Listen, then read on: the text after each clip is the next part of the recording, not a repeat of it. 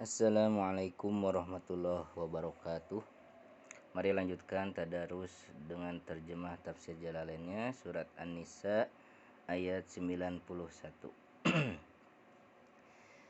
A'udzu billahi minasy syaithanir rajim.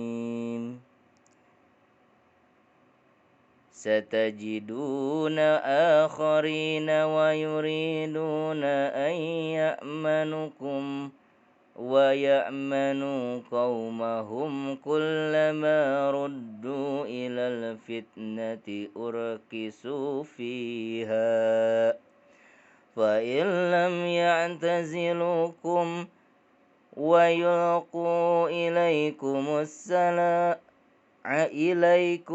salama wa yakuffu aydiyahum fakhudhuhum waqtuluhum haitsu saqibtumuhum wa ulaikum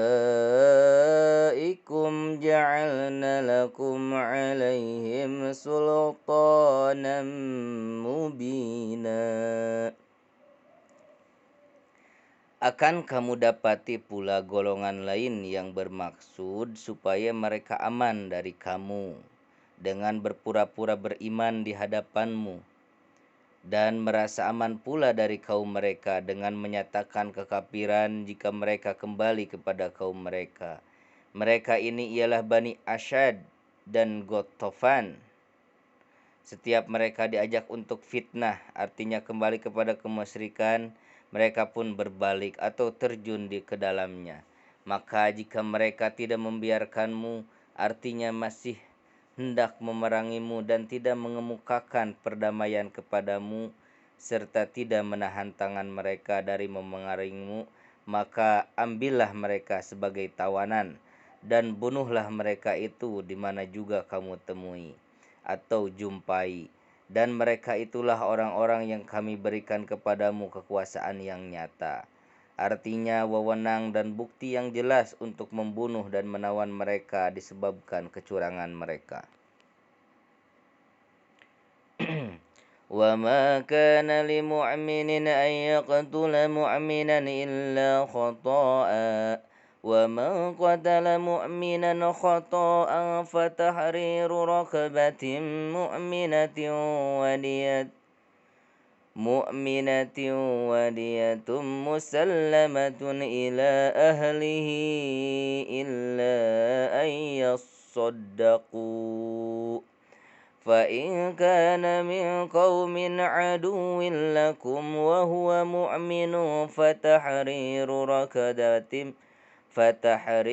rakabatin mu'minatin wa in kana min qaumin bainakum wa bainahum misaqun fadiyatun musallamatun ila ahlihi wa tahriru rakabatin mu'minatin faman lam yajid fasiyamu syahraini mutatabi'aini taubatan minallah wa kana Allahu aliman hakima. Dan tidak sepatutnya seorang mukmin membunuh seorang mukmin yang lain, artinya tidak layak akan timbul perbuatan itu dari dirinya kecuali karena tersalah, artinya tidak bermaksud untuk membunuhnya. Dan siapa yang membunuh seorang mukmin karena tersalah itu misalnya bermaksud melempar yang selainnya seperti binatang buruan atau pohon kayu tetapi mengenai seseorang dengan alat yang biasanya tidak menyebabkan kematian hingga membawa ajal, maka hendaklah memerdekakan atau membebaskan seorang hamba sahaya yang beriman beserta diat yang diserahkan atau diberikan kepada keluarganya, yaitu ahli waris yang terbunuh, kecuali jika mereka bersedekah, artinya memaafkannya. Dalam pada itu sunnah menjelaskan bahwa besar diat itu 100 ekor unta, 20 ekor diantaranya terdiri dari yang dewasa, sedang lainnya yang di bawahnya, dalam usia yang bermacam-macam. Beban pembayaran ini terpikul di atas pundak as-sobah, sedangkan keluarga-keluarga lainnya dibagi-bagi pembayarannya selama 3 tahun. bagi yang kaya setengah dinar dan yang sedang seperempat dinar pada tiap tahunnya. Jika mereka tidak mampu, maka diambilkan dari harta Baitul Mal. Dan jika sulit, maka dari pihak yang bersalah, jika ia yakin, yakni yang terbunuh dari kaum yang menjadi musuh perang bagimu padahal ia mukmin, maka hendaklah memerdekakan seorang hamba sahaya yang beriman. Jadi bagi si pembunuh wajib kafarat, tetapi tidak wajib diat yang diserahkan kepada keluarganya disebabkan peperangan itu. Dan jika ia bermaksud yang terbunuh dari kaum yang diantara kamu dengan mereka ada perjanjian, misalnya ahli zimmah, mereka hendaklah membayar ziyat yang diserahkan kepada keluarganya, yaitu sepertiga diat orang mukmin jika dia seorang Yahudi dan Nasrani, dan 1/15 jika ia seorang Majusi, serta memerdekakan seorang hamba sahaya yang beriman oleh si pembunuhnya. Siapa yang tidak memperolehnya, misalnya karena tak ada budak atau biayanya, maka hendaklah berpuasa selama 2 bulan berturut-turut sebagai kafarat yang wajib atasnya. Mengenai pergantian dengan makanan seperti pada zihar, tidak disebutkan oleh Allah Subhanahu wa taala, tetapi menurut Syafi'i pada salah satu di antara dua pendapatnya yang terkuat diberlakukan untuk menerimaan tobat dari Allah Subhanahu wa taala. Masdar yang mansub oleh kata kerjanya yang diperkirakan, dan Allah maha mengetahui terhadap makhluknya, lagi maha bijaksana mengenai peraturannya terhadap mereka. وَمَنْ يَقْتُلْ مُؤْمِنًا مُتَعَمِّدًا فَجَزَاؤُهُ جَهَنَّمُ خَالِدًا فِيهَا وَغَضِبَ اللَّهُ عليه ولعنه وَأَعَدَّ لَهُ عَذَابًا عَظِيمًا. Dan siapa yang membunuh seorang mukmin dengan sengaja, artinya sengaja hendak membunuhnya dengan alat yang biasa dipergunakan untuk membunuh, di samping ia tahu pula bahwa yang akan dibunuhnya itu beriman, maka balasannya ialah neraka jahanam. Ia kekal di dalamnya dan Allah murka kepadanya dan mengutuknya, artinya menjauhkannya dari rahmatnya, serta menyediakan baginya siksa yang besar, yakni di neraka. Ini ditakwilkan jika seseorang menganggap halal dengan pernyataan bahwa inilah balasan yang setimpal jika dihukum menurut sepatutnya.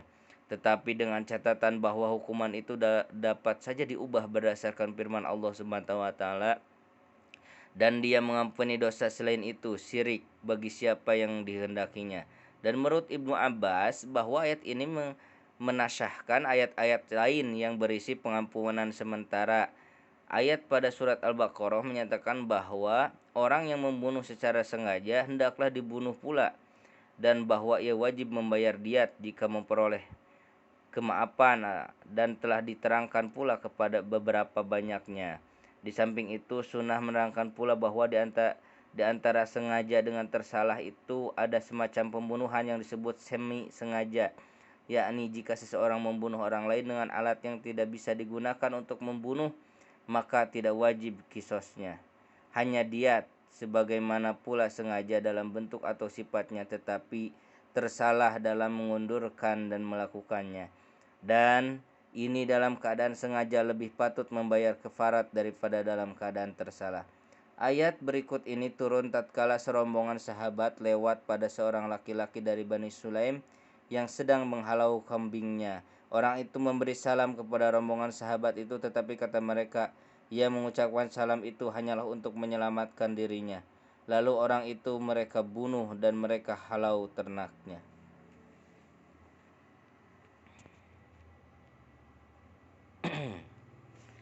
يا أيها الذين آمنوا إذا ضربتم في سبيل الله فتبينوا ولا تقولوا لمن ألقى إليكم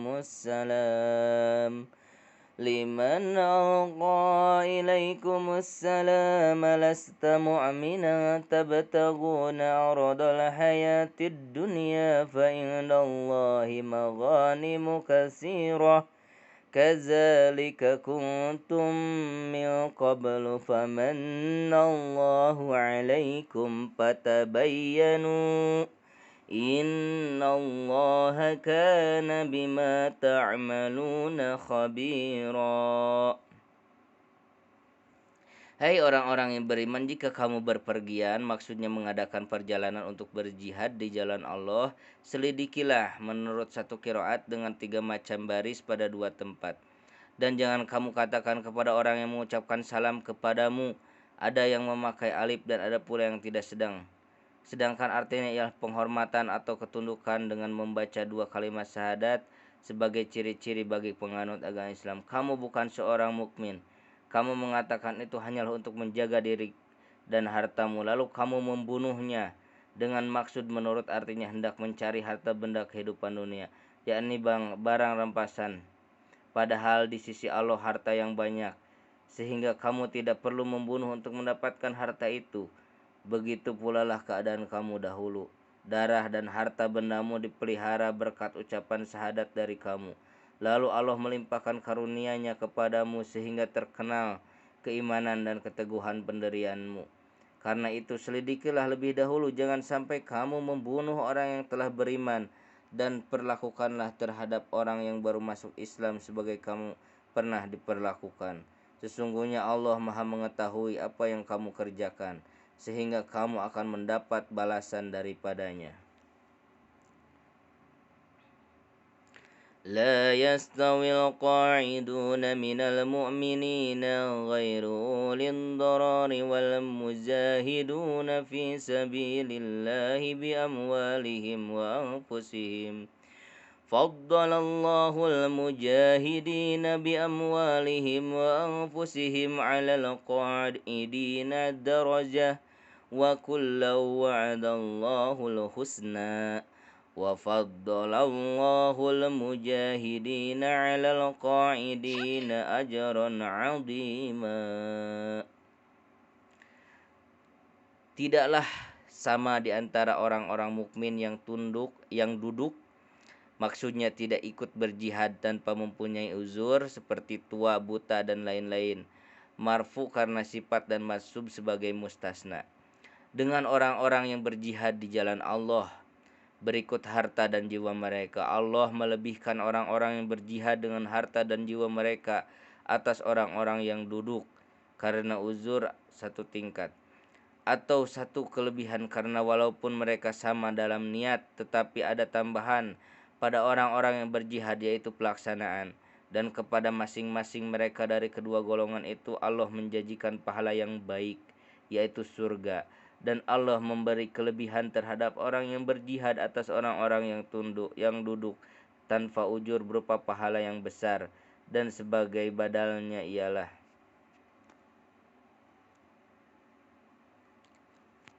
darajatin minhu wa maghfiratan wa rahmatan wa kana Allahu ghafurar rahima, yaitu beberapa tingkat daripadanya yang sebagiannya lebih mulia dari lainnya, dan keampunan serta rahmat. Mansub disebabkan kedua fiilnya yang diperkirakan. Dan Allah Maha Pengampun bagi para walinya, lagi Maha Penyayang terhadap ahli taatnya. Sadaqallahul azim. Sami'na wa ata'na ghufranaka rabbana wa ilaikal masir. Terima kasih, dicukupkan sekian, mudah-mudahan bermanfaat dan jadi amal ibadah untuk kita semua. Assalamualaikum warahmatullahi wabarakatuh.